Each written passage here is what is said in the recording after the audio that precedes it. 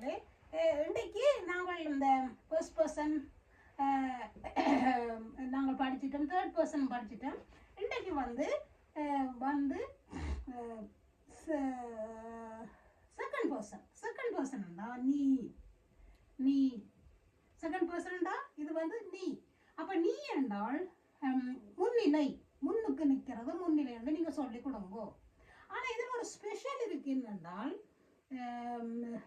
இது வந்து இந்த நீ என்றது இப்போ இங்கிலீஷில் யூ, அவ நீக்கும் யூ தான், நீங்களுக்கும் யூ தான், நீங்களுக்கும் அவ யூ தான் சொல்கிறோம். ஆனால் எங்களுக்கு தான் அந்த ஒரு ஸ்பெஷல் இருக்குது.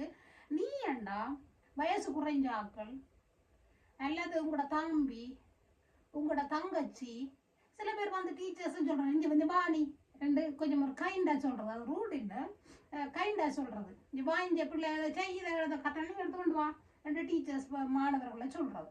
அப்போ அந்த வகையில் அந்த நீ பாவிக்கப்படும்.